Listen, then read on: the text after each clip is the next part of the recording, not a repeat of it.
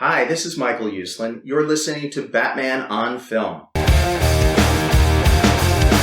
riding through Gotham with the podcast crew. Bats in us up, yeah, we're on the move. Talking Batman tales, we're telling what's true. Gotham Knights breaking down each clue. TBOF, bring the heat. Talking Batman ain't that sweet. Tune in for the crime and lore. Batmanimation, we want more.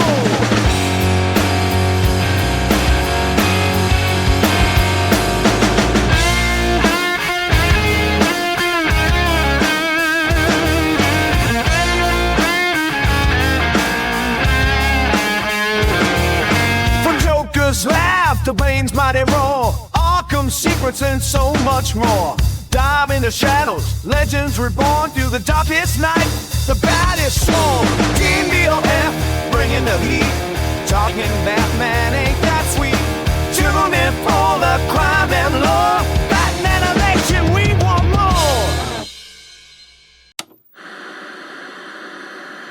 The Adventures of Batman, welcoming you to the new adventures of Batman.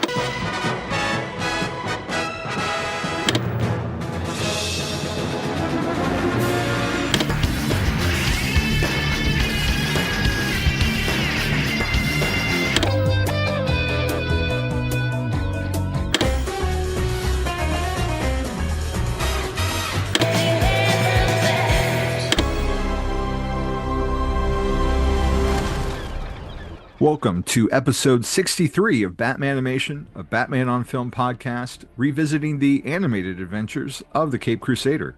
I'm senior contributor Javi Trujillo, and joining me is the president of the Matt Reeves fan club, Dallas-Fort Worth chapter, Bill Jett Ramey. What's going on, Bill? I'm trying to become the worldwide president of the Matt Reeves fan club, much less just Dallas-Fort Worth. Yes, absolutely. I'm a Reevesite. Remember Nolanites? Yeah. I'm a Reevesite. Yeah, I'm gonna add that to my list of my resume. So, yeah, I'm all on board. To be a Reevesite, do you have to turn in your Nolanite card, or are you allowed to have the membership? No, that's okay. That's legacy. That's legacy. Chris is, he passed the torch, the Batman on Film torch, for when it comes to solo Batman on film to Matt Reeves. So yes, that you're perfectly allowed to be a member of both. Now our listeners can't tell, but I can see you, and you're wearing the UT orange. I am. You're representing today, but it also made me think of the fact that this is the Tuesday before Thanksgiving. It is. Do you have any Thanksgiving plans that you want to share with the BOF family? Anything you're whipping up special? Any hot dishes? Well, usually we go to the Cowboy game on Thanksgiving. This is like the first year in probably 15 we're not going. It's just basically logistic reasons. So it's not a performance-based reason. No. I know they beat I almost said Redskins. They beat the Washington Commanders Sunday, which made me very happy. So I am not any of my teams, professional teams. I am not a team tank person for them to lose and cheer for them to lose so they get higher draft picks. It's not in me. It's not in my DNA as a coach to want to lose. So no, I was very happy with them get a win, and I will be rooting for them this year from home. I'm cooked. I got some turkey tenderloins, like turkey roast, whatever they're different, that I'm gonna marinate, and then I'm gonna smoke those and do the cornbread dressing and all that. Is it stuffing or dressing for you? I grew up with it as stuffing. Stuffing, okay. But that might be from seeing like stovetop stuffing. Not that that's what we would have in my family for Thanksgiving, but I mean that's what I always thought of, and I think we always just called it stuffing. It's always been dressing. I think it's more of a Southern thing. And of course, where I grew up, my little section of Southeast Texas, kind of more aligned with the South than the Yeah. Southwest. But like Rachel's from Minnesota, so it's stuffing with made from breadcrumbs, stuffing. Nice. Mine has always been cornbread dressing. So yeah, I'm Okay. gonna do that. I'll make that. I get breakfast sausage, put in and crumble that up. It's good. Oh, It's that does good. sound So, good. and I am also doing because I was requested by Jake. It's a smoked brisket mac and cheese. Wow. And I got that recipe from Meat Church, meatchurch.com. It's a barbecue supply um, business down in Waxahachie, which is just south of Dallas. And yeah, you can go there. They got tons of recipes, and that's one I tried a while back, and it's fantastic. So yeah. Anyway, I'll be cooking Thursdays and watching football on TV, not in person. All How about right. Well, yourself? I will be coming over Friday for any leftovers of that mac Yeah, and cheese because yeah, that there'll be sounds a lot. awesome. Yeah, I'll send you the Nah. I'll send you the link to the Yeah. recipe. Yeah, it's great. They got some great recipes there. So shout out to Meat Church. That's Meat unsolicited Church, not a plug right BOF there. sponsor. Not a sponsor, no. Just I enjoy that website. All right. What do y'all Well, have going on? not a whole lot. Just I get off work that morning. Brooke is going to do, the bird and all that. I'm going to take a Yeah. big nap after, watch parade, dog show. I'll take a big nap and then we'll have dinner. It's just the two of us this year. The kids are going to their Yeah. moms and so just nice and chill and just hanging out. We have from Thanksgiving through Christmas, we have various versions of each, depending on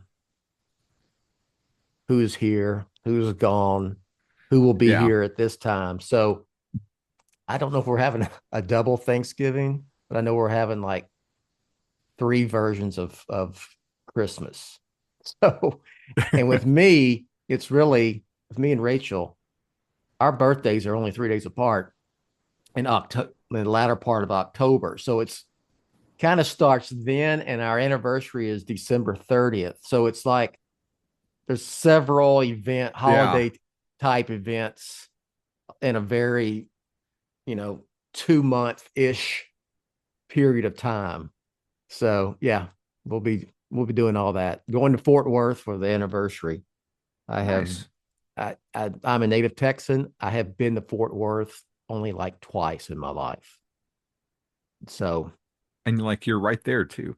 I am right here. Yeah. Yeah. So I'm gonna finally go down and go to the stockyards and do the Fort Worth things. There you go. Right on. So those are the BOF holiday plans this year for 2024. But that is not why we are here. Today we No. are shining the bat signal yet again on Batman Beyond, a show celebrating its 25th anniversary this year. Wow. It's just saying that feels almost painful that it's that old, that Yes, we're that much older. I watched it with my kids when they were Yeah. little. I didn't even Well, have my kids two at oldest. this Yeah. point. Yeah. Off mic, bless you. Yeah, I didn't even have kids. I was 5 years away from having kids. So, but they grew up watching this because I had, the DVD box sets and but this particular episode that we're talking about aired April 10th, 1999. The Winning Edge is the ninth episode of season one. It was directed by Yukio Suzuki and written by Rich Vogel. And of course, for the cast, we have Will Friedle as Terry McGinnis Batman, Kevin Conroy Bruce Wayne, Peter Jason is Coach Krieger. I was going to say Patrick Johnson probably knows who Peter Jason is. He's an alum of several John Carpenter films. The recently departed Terry Garr is Mary McGinnis, Batman Beyond's mom. Lauren Tom is Dana Tan. Ryan O'Donoghue is Matt McGinnis. Ian Ziering is Mason Forrest. Darkman, or Darkman's nemesis, rather. Larry Drake is Jackson Chappell. And Bruce Timm is back yet again as the Joker's leader. The plot: while Terry investigates the source of illegal performance-enhancing stimulants based on Bane's venom, his mother suspects he is using them himself. So the episode kicks off with Batman stopping the Jokers from an arms sale. Tim sounds very Hamill, and not just this episode, but anytime he's playing this Joker's gang leader. How do you like his pseudo impression, Bill? I Does it didn't work for know. you? Or does it throw you I out? didn't know it was Bruce Timm. Actually, to be honest. Again, usually with a lot of these Batman animations that I'm on, it's been probably I haven't seen the episode maybe since around its first airing. Some episodes that I like my favorites, I'll go back and watch, but Mhm. ones that are just not putting it down, run of the mill episode, it's not something I revisit.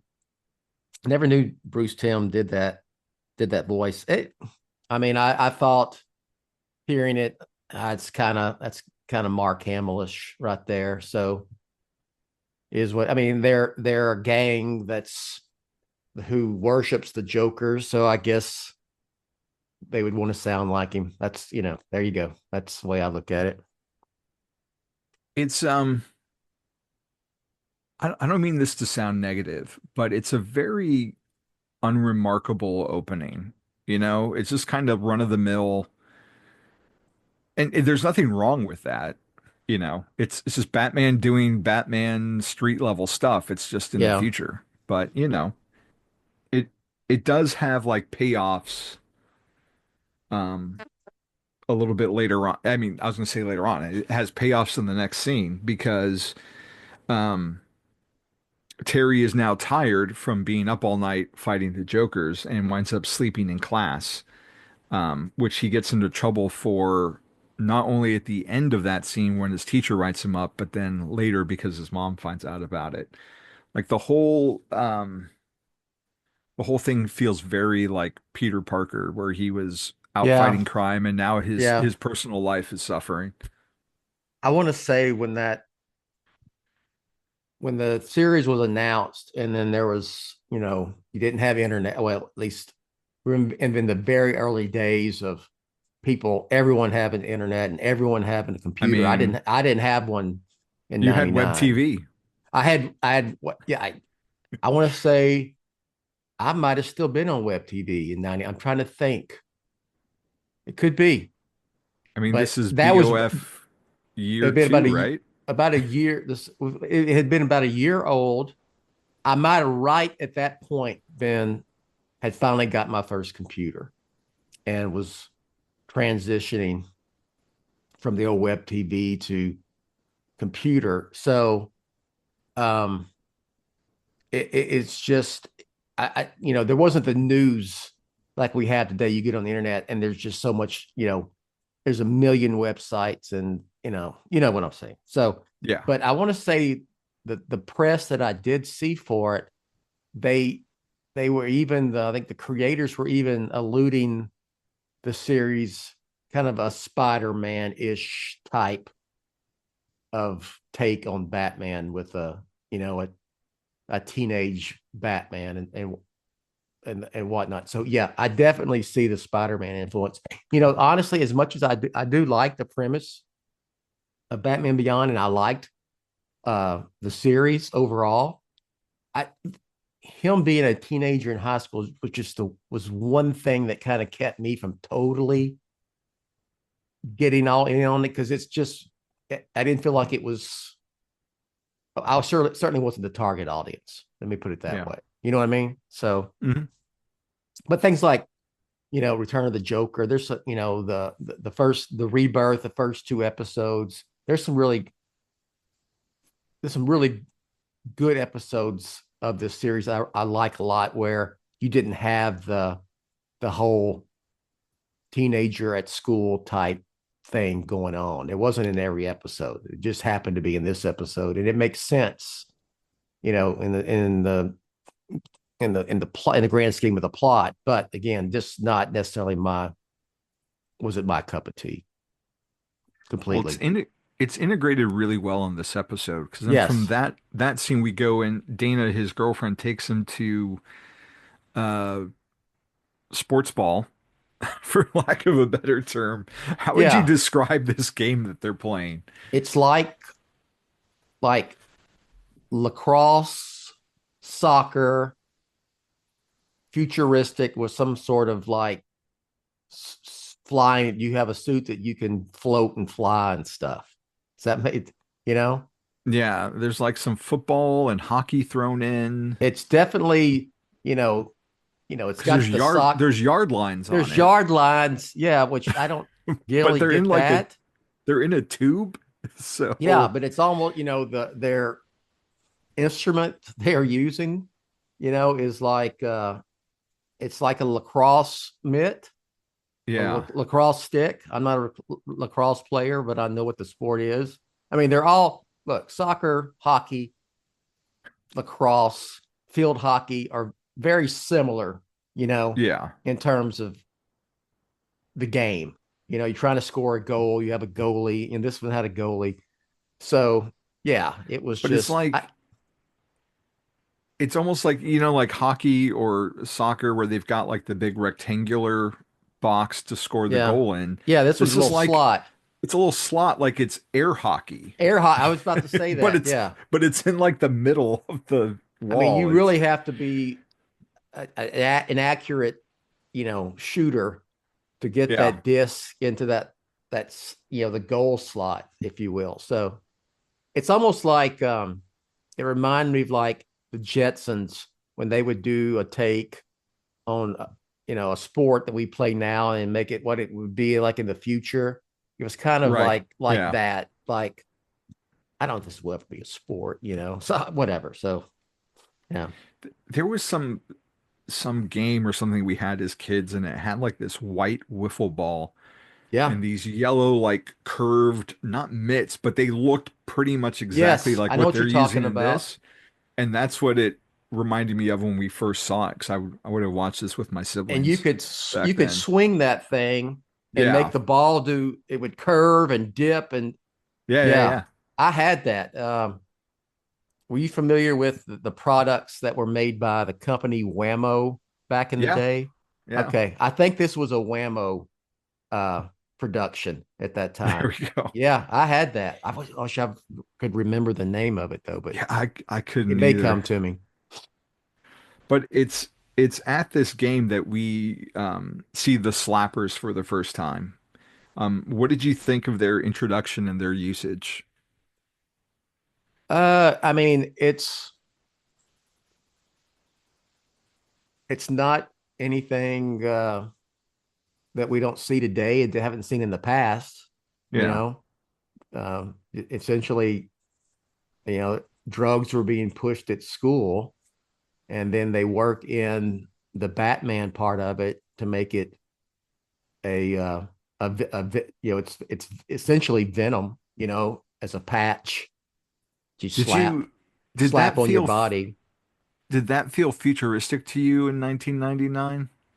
Do you remember? Not necessarily. You know, I Yeah, think I I can't think it think was of. even Bane having the tubes and pushing the button and injecting it was more futuristic. Because I want to say, look, I know it was 25 years ago, but I think we did have patches, medicated patches that people used in 1999. So Yeah, I, it's like you know, I can't remember when that came into being, but because it feels really commonplace now, yeah, you know. yeah, yeah. But I don't think, no, I didn't think that, oh, that's so crazy. This patch, you put, it's medicine, no, I think it was, I don't think already they in were use by predicting the then. future. They weren't doing the Simpsons there and, predicting the future. So,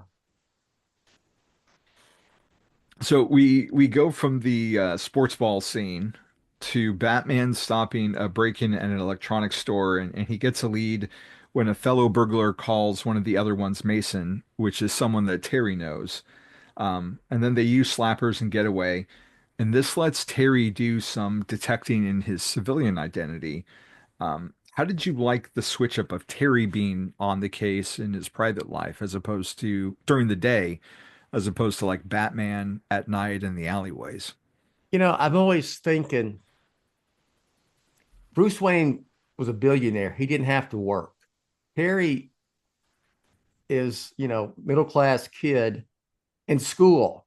How, how I know they kind of dress that in this episode because Yeah. he's sleeping in class. But I mean, okay, you just gotta I know it's part of the, you just gotta suspend disbelief and just kind of go with it. But it would be awfully hard. It would be awfully hard for him to Batman at full strength if he's at school all day and then he's going to work for Bruce Wayne in the evening and doing Batman stuff most of the night. So, but whatever, it's the show, and if you Mm. watch the show, you just roll with it. And I'm more familiar with season one than I am the other seasons. Part of it was because those were like available for such a long time before they did box sets. So I can't speak to how the dynamic is towards the end of the show. Like I remember Mm-hmm. there's an episode where he's got to protect an egg baby as both Terry and Batman, but I don't even remember where that falls. Yeah, But I feel like this episode's a really good usage of the dual identity and the setting and yeah. like playing into the teenage aspect of it. Like I'm They not went sure if in. Yeah, they went into where it would. Yeah, this would be hard to do. It would be a problem.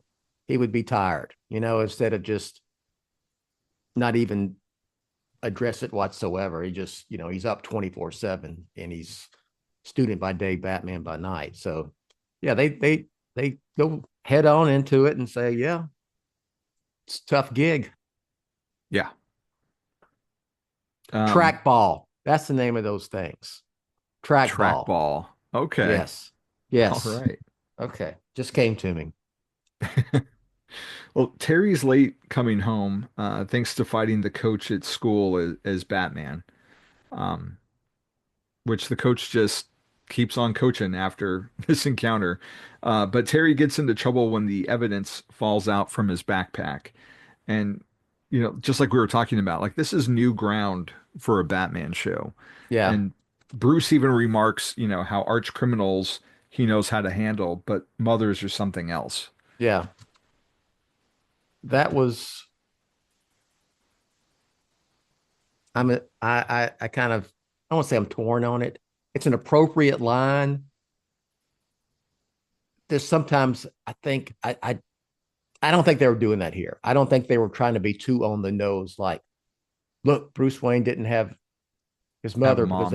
they were Yeah. shot, and that's why he's Batman. I don't think they were doing it, but I can see how you could kind of go, okay, it's kind of being a little on the nose there. We get it, little kind of being a little punished in a way. So, but yeah, I mean that's true. You know, he had Alfred. That's about it. Yeah. Well, given that she just passed recently, what did you think of Terry Garr as Mary McGinnis throughout the series? When I think of Terry Garr, I always think of being a kid. I think of Young Frankenstein, the Yeah. movie, and a lot of the stuff she did in that 1970s, 80s time. I never, I remembered when I went to watch this, I knew that his mom showed up. I remembered that Terry Garr voiced her, but I never, sometimes you know who's voicing an animated character, Hmm. and you can in your mind you see them and know it's them. I Yeah. never I never Never had that. never had that with her voicing Terry's mother. So it was never, oh, that's Terry Garr. I never had that, so it never had an impact on me in that way. I think, I mean, I definitely knew who she was because of movies like Mr. Mom growing up, Yeah, which we yeah, watched a yeah, lot growing up. So it was always nice. It was like oh, Terry Garr was in Mr. Mom with Michael Keaton. Michael Keaton's Hmm. Batman. Now she's in the Batman show. But um, then of course, Young Frankenstein,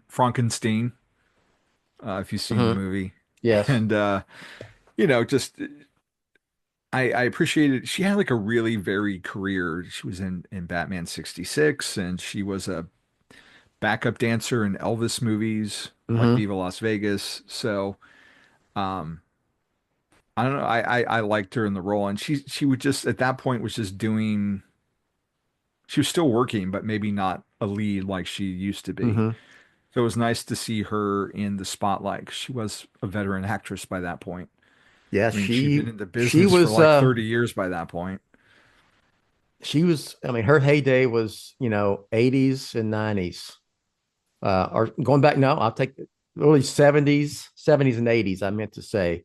And I think she worked for up until fairly recently. So, but yeah, going back, I never had her in my mind when Terry's Yeah. mom came in a episode.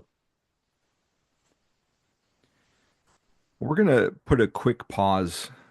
We're gonna put a little pin in this conversation and have a brief message from our sponsors.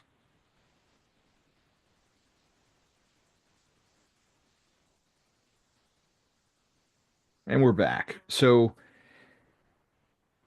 Bruce sends Batman after Bane when they realize, after analyzing one of the slappers, that it's tied in with Venom. And it's been 20 years since Bane got out of prison, and Bruce Hmm. has been keeping tabs on him this whole time, which makes a lot of sense. Like he would do that. So, did you like the reveal of Bane's fate? Appropriate. Um, it's kind of like, the commercial.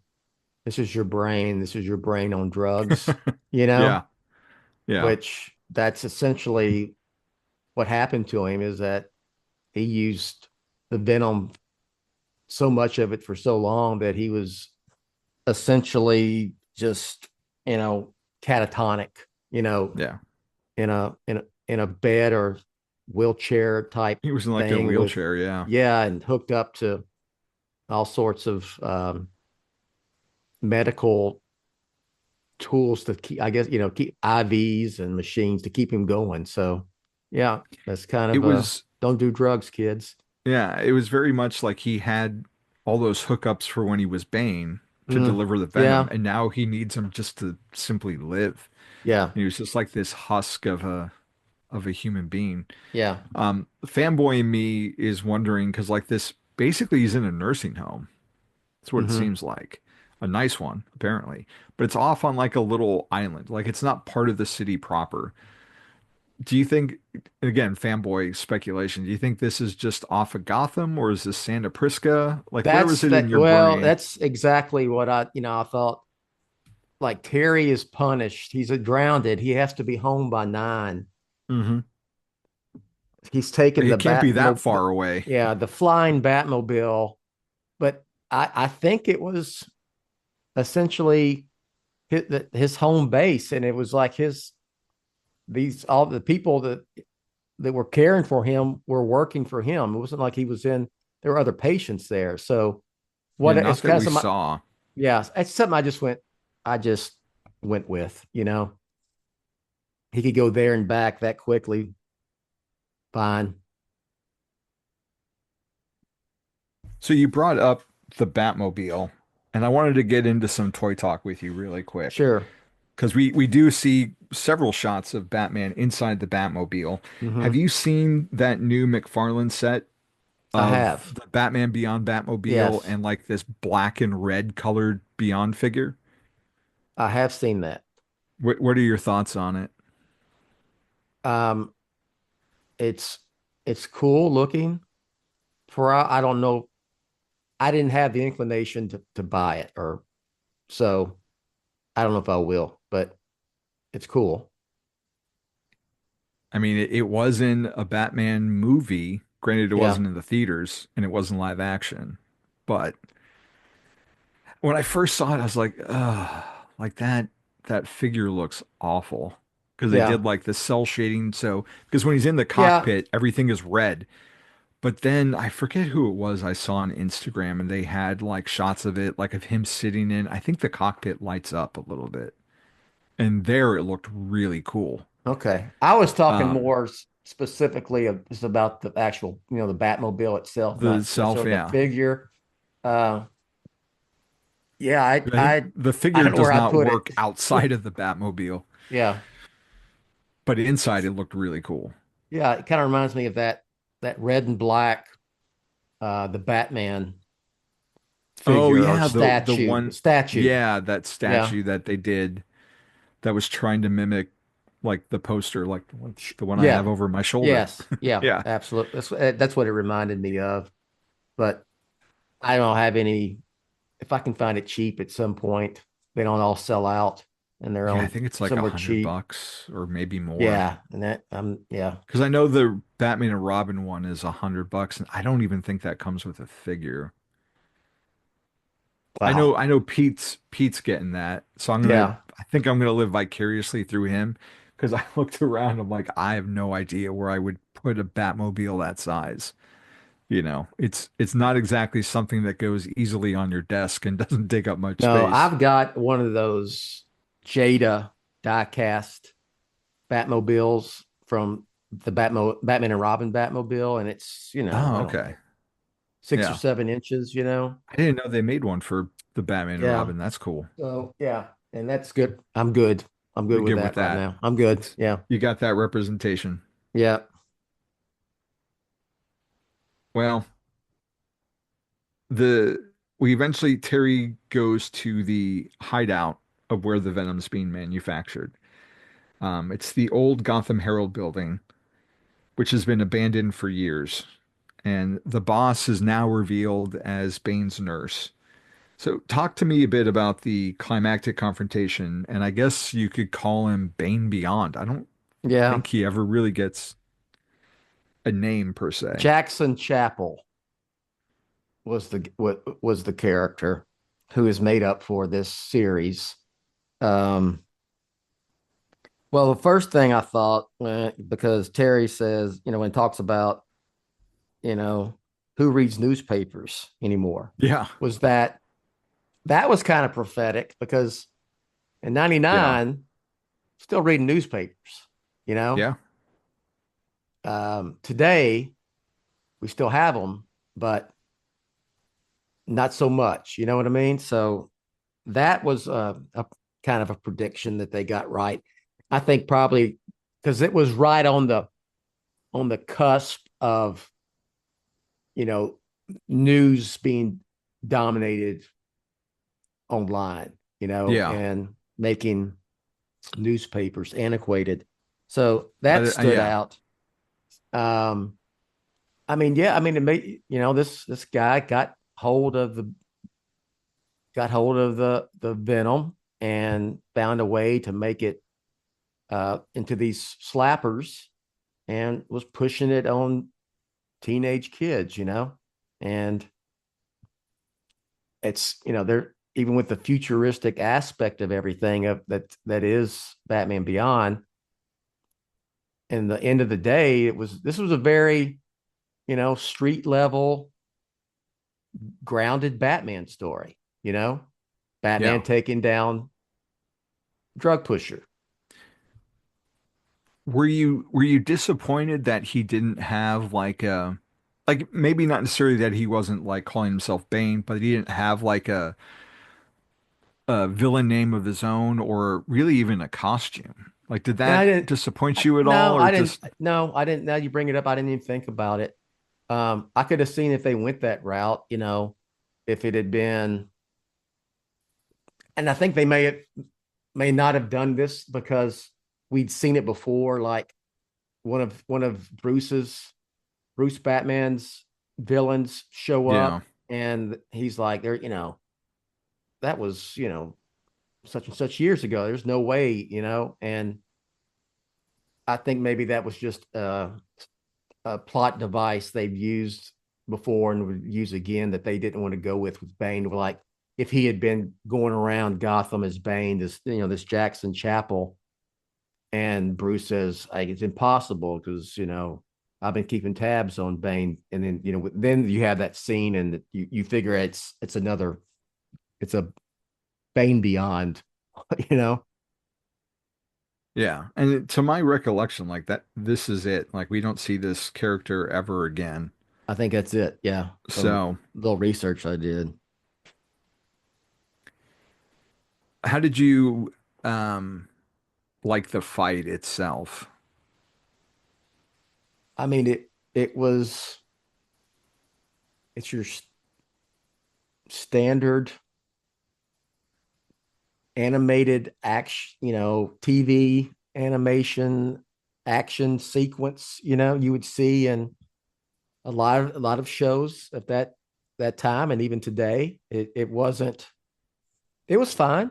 Yeah, because you have the villain gets the best of Batman and Batman ultimately takes him down. And this, in a way, this guy kind of took down himself by Yeah.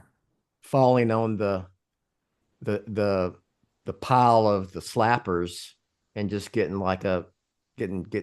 tremendously overdosed with it to the point where he ends up same fate as As Bane. Bane, yeah. Yeah, uh, at the end. So yeah, I'd say he kind of took himself out. A little bit of poetic justice there. Yeah. Yep. So after the battle is over and we see Bane Beyond's fate, Bruce then helps Terry with his mom in delivering clean drug test results. Yeah. And they catch up everything on the news. Um, do you feel like the episode is preaching at any point about drug usage? I don't think it's over. I don't think they're beating you over the head with it, but I mean, if you had to say, I mean, there's a subtle anti-drug message in it. You know, Yeah. it would have been, excuse me, it would have been really cheesy at the end. Excuse me again. If you had like a p a message, public service message, and they're saying, all right, kids, uh, you know, this was, there's not really slappers, but there's a lot of other drugs out there. Don't do drugs. But it wasn't like that. So I think it's very, very subtle. And it's only a message if you take it that way. I kind Yeah. of just took it as that's the plot, it was a Batman taking down I mean, you'd see that in comic book, or you could see that in a live action film. I mean, you saw it in the Batman with the drops, you Yeah. know? Yeah. No, I thought they handled this subject matter really well without being preachy about it. Yeah, They exactly. weren't talking Exactly. down to you, and it didn't have, despite like the teenage high school setting, like it didn't have that after school special That's what I'm vibe, talking. Yeah. Yeah, that's This exactly what wasn't I meant. Yeah. a very special episode of Batman Beyond, Exactly. you know. Exactly. That's exactly what I was going with the PSA announcement. Yeah. I'm with you on And that. maybe it's just more um it's just more of like it just leans into the world more of Batman. Like I we think it, expect to see yeah. Batman against thieves and drug dealers Yeah. and you know, I think if it was ultimately, just a regular show about a teenager, maybe it would feel yeah. very special episode. But like this is Batman's world, so it doesn't Yeah. I feel mean, like it's out of place. you have Batman as Terry, who's a teenager. So they have to work in that whole thing. And I think it's also ultimately it was just a way to show the audience Bane's fate in that Batman world, And then if you're going to have even include Bane at any essentially a cameo, you got to have Venom. So Yeah. yeah, I thought it was a nice, fine, enjoyable 22, 23-minute episode. 22, 23, whatever it takes. That's right.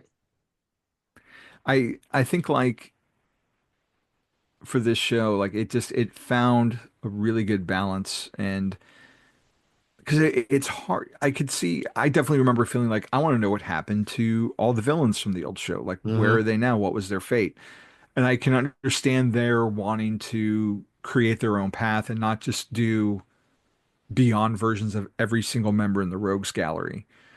So I like that this was just kind of like a footnote into becoming its own Sure. thing, and that we weren't reliant. Like I felt like they struck a good balance of giving us something new but also familiar. I want to say, Um, okay, we saw in Batman Beyond this episode, of course, we see Bane, his fate. There's one with Mr. Freeze. yeah, Of course, there's Batman Beyond Return of the Joker. You know, I was there any other episode that had a villain from, one of the original Batman villains? not that I can think of. Like I don't think we ever found out in the show like what happened with like Catwoman or Yeah. Penguin or anything like that. Yeah. Okay. That's what I thought. You know? There's only like Yeah, three, and this happened to be the one with Bane. yeah. One more thing before we get out of here. Last time, episode 62, we discussed Beware the Batman tests. And one of the things that you and I brought up was the henchmen in that episode feel very like Saturday morning, like Mhm. 5 to 10 year old kind of kids Yeah. dialogue. And this episode, or this show rather, was definitely to try and capture a younger market. Like that's what the execs wanted, a young Batman to get the kids into it.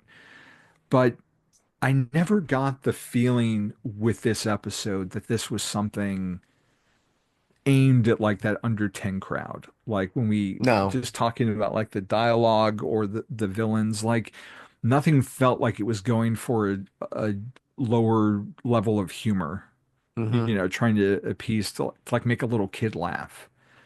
Did It you get could. a sense of that at all? Or I mean, yeah. It could have been, and I say this with this the series in general. It could have been you know, 7 o'clock Cartoon Network prime time, 7 p.m., 8 p.m., wherever you're located, Cartoon Network show, which yeah. was where they aired Brave and the Bold, which I never, whatever. I'm not gonna get into that whole thing. Yeah. But um, so yeah, it never came off. I get what they were going for, the younger Yeah. Batman, younger audience, but it never played like that for me, to be honest. You know, it was just Batman was young, and they didn't really do, it wasn't like Archie or like Scooby Doo type teenage, stuff. It was Yeah. little, I guess, with Batman, and you are trying to maintain some sort of level of seriousness, because you could go a completely different route and made this kind of a slapstick, old Batman and young, you know, canned laughter like Scooby Doo, the old school Saturday morning cartoons. But Yeah. yeah, it was fine. It's fine. And I don't mean to sound like I'm putting down Beware the Batman because that is a good show and it's got a lot going for it. It's just the contrast really struck me in the writing and who they were aiming for. Yeah. Because it's not like Beware the Batman is Bat Wheels, They're not No. going Yeah. that Yeah. that young. But there's a little it stood out to me when we watched that episode last week and then watching this one, I'm like, there's none of that style of dialogue at all. Like everything feels very straightforward and you can be an adult or a kid and watch this and get enjoyment out of it. But it doesn't feel like it's being specifically aimed at an audience. It's just the only direction is this Batman's a teenager.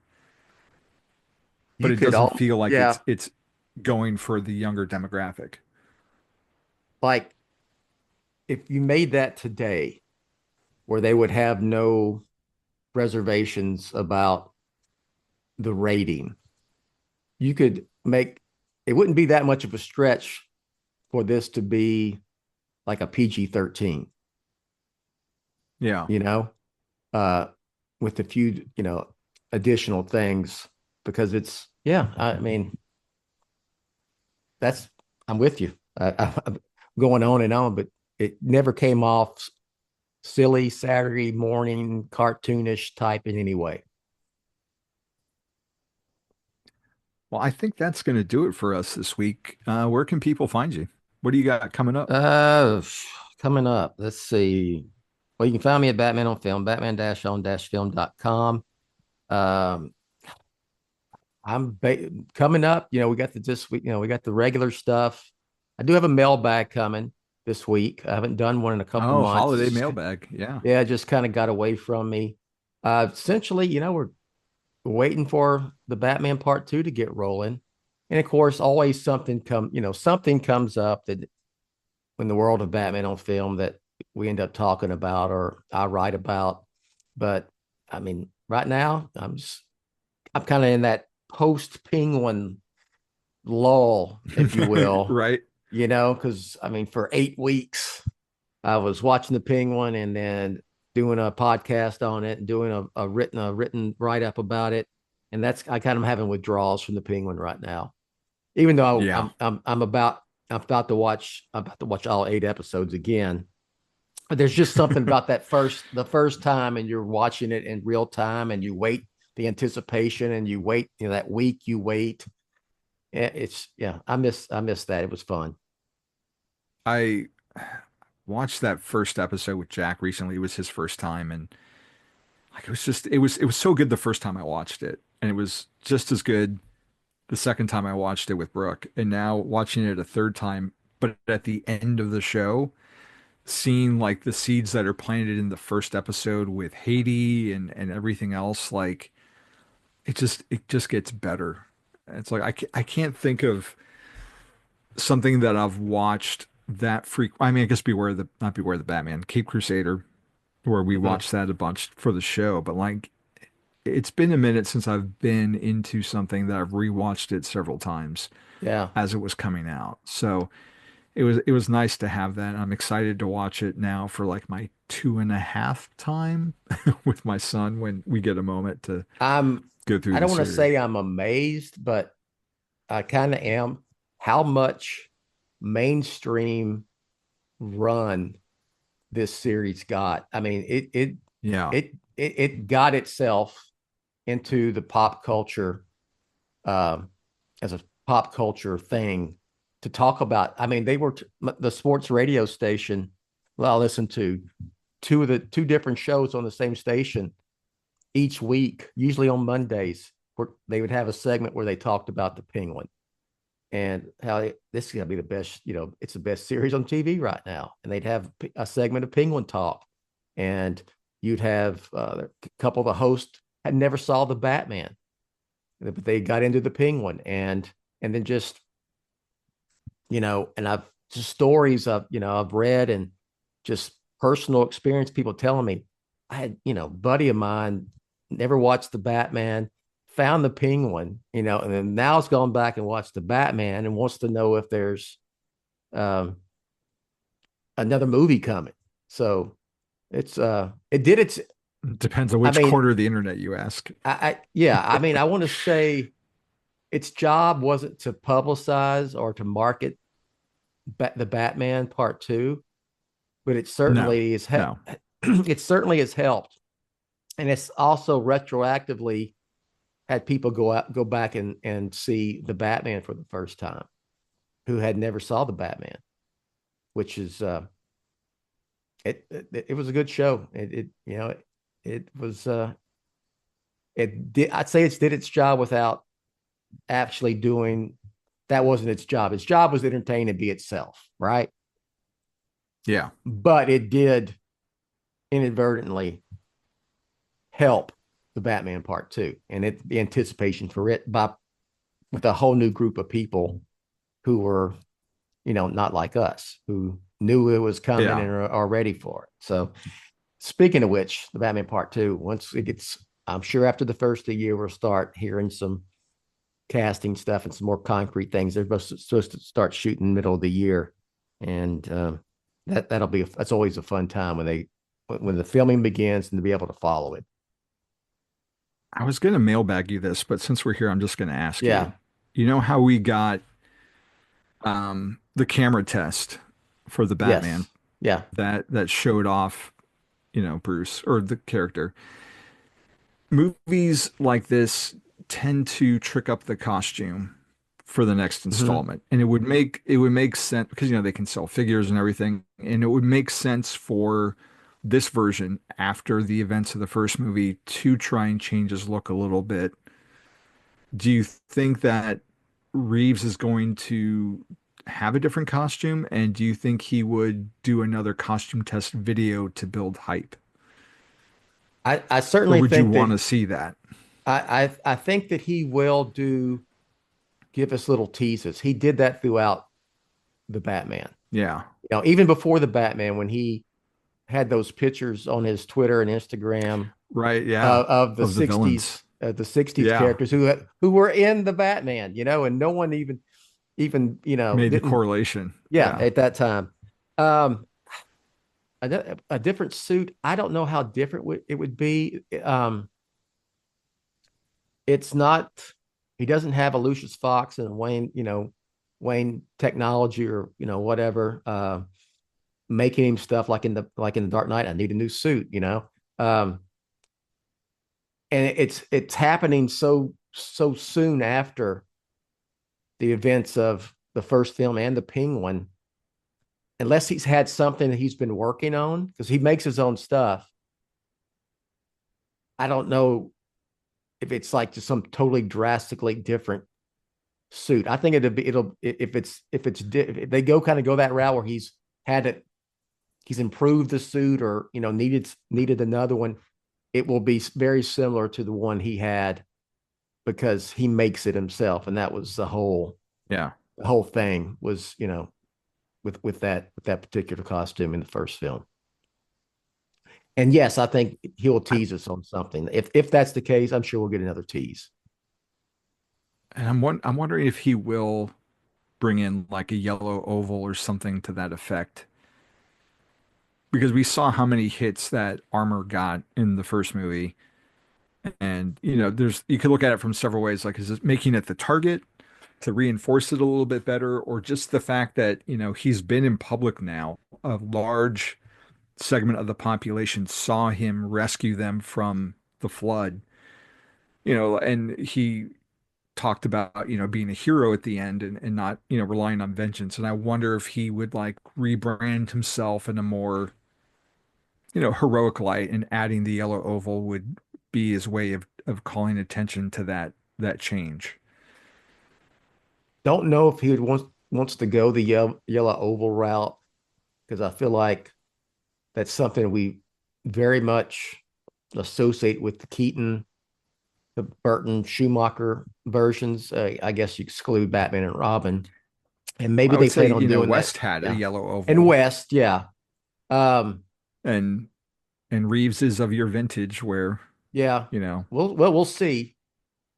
Certainly, the suit went through a lot, yeah, because even making the suits that they use in the film, they had to make them look battle worn as the movie progressed. yeah, And well, you know what? That's just something we'll have to wait and see, and that's part of the ride, it's part of to the fun. see. Yep. I don't think he's coming out in blue and gray and a big yellow No, oval in his chest. no, I'll say I that. can't So see the yeah, blue and gray working, no, I think but it'll if it's a difference, if it's an improved suit, the Batman bat suit 2.0, I think it's still going to be pretty close to what he had in the first film, but we shall yeah, see. we shall see.